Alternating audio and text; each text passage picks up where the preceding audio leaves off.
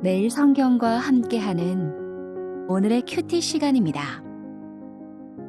8월 20일 오늘의 말씀은 스가랴 13장 1절에서 9절입니다.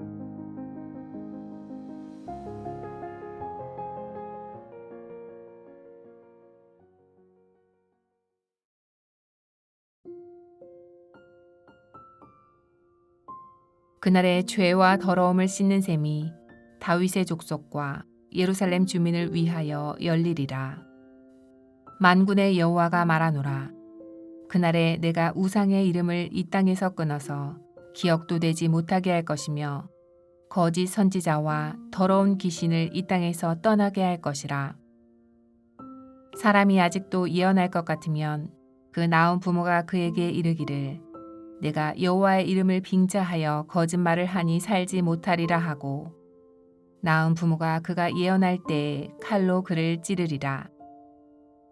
그날에 선지자들이 예언할 때에 그 환상을 갖기 부끄러워할 것이며 사람을 속이려고 털옷도 입지 아니할 것이며 말하기를 나는 선지자가 아니요 나는 농부라.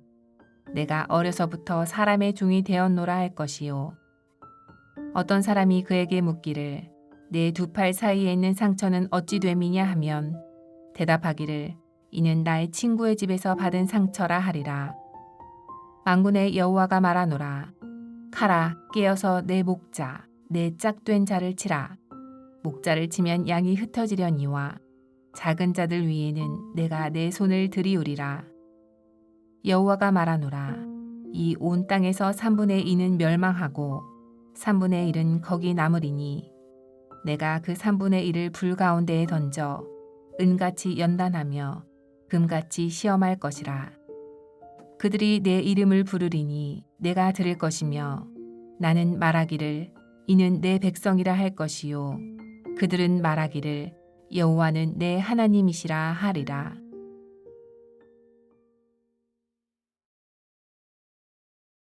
(2025년 8월 20일) 매일 성경입니다. 오늘도 말씀과 동행하는 행복한 하루가 되시길 소망합니다. 오늘 스가랴 13장은 바벨론 포로 귀환 이후 혼란스러웠던 이스라엘 백성들에게 던져진 하나님의 강력한 메시지와 함께 죄와 우상 숭배를 버리고 하나님께로 돌아올 때 진정한 회복이 임한다는 메시지를 담고 있습니다. 1절에 그날에 죄와 더러움을 씻는 셈이 다윗의 족속과 예루살렘 주민을 위하여 열리리라 라고 말씀하고 있는데, 여기 죄와 더러움을 씻는 셈이란 예수님의 보혈을 통한 죄 사함의 은혜를 말씀하고 있는 것입니다. 우리가 잘 알고 있듯이 구약 시대에는 짐승의 피를 통해 죄를 속죄했지만, 그러나 그것은 일시적인 효과만 가질 뿐 다음에 또 속죄하는 제사를 지내야 했습니다. 그러나 이 셈은 영원히 죄와 더러움을 씻어내는 완전한 정화의 셈이고 예수님의 십자가의 죽음과 부활로 완전히 성취된 은혜의 셈입니다. 그래서 이 셈이야말로 우리를 깨끗하게 하고 하나님과의 끊어졌던 관계를 회복시키는 유일한 통로가 되며, 그리고 이 셈은 단순히 죄를 씻는 것을 넘어 우리를 은혜의 보좌 앞으로 나아가게 하는 성령의 역사와도 연결됩니다.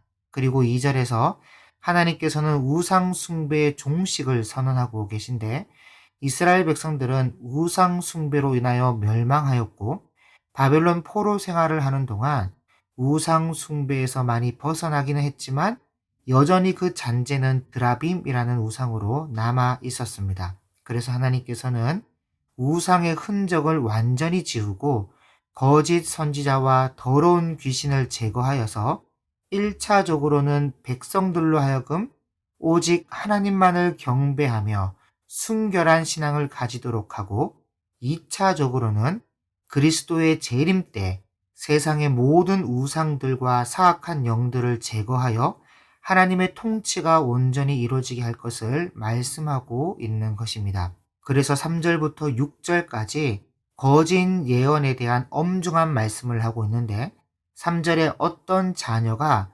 여호와의 이름을 빙자하여 예언을 했을 때 그 자녀의 부모가 칼로 그 자식을 찌른다는 말씀은 그만큼 사회적 분위기가 부모가 자식을 처벌할 정도로 거짓 예언을 용납하지 않게 된다는 말씀을 하고 있고, 4절에 그날의 선지자들이 예언할 때 그 환상을 각기 부끄러워할 것이며 사람을 속이려고 털옷을 입지도 아니할 것이며 라는 말씀은 보통 그 당시에 선지자들이 입는 옷이 털옷이었고, 이 털옷은 예언적 사역의 상징과 같은 것인데 거짓 선지자들이 이 털옷을 이용하여 사람들을 속이고 자신의 이익을 챙겼다는 것입니다. 그래서 하나님께서는 이러한 거짓된 행위를 부끄럽게 만드시고 더 이상 사람들을 기만하지 못하도록 그들의 본색이 드러나게 하여 부끄러움을 당하게 할 것이다. 그 말씀을 하고 있는 것입니다. 그리고 5절과 6절에서는 거짓 선지자들이 자신을 농부나 다른 직업을 가진 자로 위장하여 예언자의 신분을 숨기려 할 것이라고 말씀하고 있는데, 이는 그들이 자신의 거짓된 행위에 대해 수치스러워하며 더 이상 거짓 선지자라는 이름으로 불리기를 원치 않을 것을 의미합니다. 특히 6절에 어떤 사람이 그에게 묻기를 내 두 팔 사이에 있는 상처는 어찌 됨이냐 하면 그가 대답하기를 나의 친구의 집에서 상처를 입음이니라 하리라 라는 말씀은 거짓 선지자들이 받은 징벌을 감추려고 거짓말을 늘여놓는 모습을 묘사하고 있는 것입니다. 그만큼 하나님께서는 거짓을 용납하지 않으시며 반드시 그 본 모습을 드러내셔서 심판하실 것을 경고하고 있습니다. 그리고 마지막으로 7절부터 9절까지는 목자와 양떼의 비유를 통해 고난과 연단의 과정을 설명하고 있는데, 7절에 만군의 여호와가 말하노라 카라 깨어서 내 목자 내 짝된 자를 치라. 목자를 치면 양이 흩어지려니와 작은 자들 위에는 내가 내 손을 들이우리라. 이러한 말씀이 기록되어 있는데, 이 말씀은 메시아의 고난을 예표하는 말씀으로 나의 목자는 예수님을 상징하며 그분께서 잡히실 때에 제자들이 흩어질 것을 예언하고 있는 말씀입니다. 그리고 실제로 예수님께서 잡히시는 날에 제자들은 모두 도망쳤는데, 그러나 7절에 보면 작은 자들, 남은 자들에게는 손을 들이우리라 라고 약속하면서 고난 속에서도 자신의 백성을 버리지 않으시고 보호하시겠다는 위로의 메시지를 남기고 있습니다. 8절과 9절에서는 더 깊은 연단의 과정을 설명하고 있는데, 8절에 온 땅에서 3분의 2는 멸망하고 3분의 1은 거기 남으리라 라는 말씀과 내가 그 3분의 1을 불 가운데에 던져 은같이 연단하며 금같이 시험할 것이라 라는 말씀은 이스라엘 백성들이 겪게 될 극심한 고난이 있다는 것이고, 이것을 통해 이들이 정결하게 될 것을 말씀하고 있습니다. 그래서 3분의 2는 멸망하지만 남은 3분의 1은 고통스러운 연단의 과정을 거쳐 정금같이 순수한 믿음으로 거듭나게 되는데, 이것은 바벨론 포로기와 같은 역사적 고난을 통해 이스라엘 백성이 우상 숭배를 버리고 오직 하나님만을 의지하게 되는 과정을 보여주기도 하지만, 동시에 미래에 그리스도를 통해 구원받을 남은 자들의 모습이기도 합니다. 그래서 고난과 역경은 때론 우리를 절망하게 만들지만 하나님은 그 과정을 통해 우리의 믿음을 단련하시고 불순물을 제거하여 더욱 강하고 순수한 존재로 성장시켜 나가십니다. 그래서 이 연단을 통해 비로소 9절 중반절에 말씀하고 있듯이 그들이 내 이름을 부르면 내가 들을 것이며 나는 말하기를 이는 내 백성이라 할 것이요 그들은 말하기를 여호와는 내 하나님이시라 할 것이라는 언약 관계가 회복될 수 있다는 것을 말씀하고 있는 것입니다. 그러므로 스가랴 13장은 죄와 더러움으로부터의 정결함, 거짓으로부터의 벗어남, 그리고 고난을 통한 연단의 중요성을 강조하고 있는데, 우리는 끊임없이 죄와 세상의 유혹에 직면하며 살아갑니다. 그럴 때 연약한 우리를 위한 죄와 더러움을 씻는 샘이 그리스도를 통해 항상 열려 있음을 기억하고 매일 그 샘으로 나아가 우리의 죄를 고백하고 정결함을 구하며 말씀을 묵상하는 가운데 진리를 분별할 수 있는 우리의 삶이 될 수 있기를 바랍니다.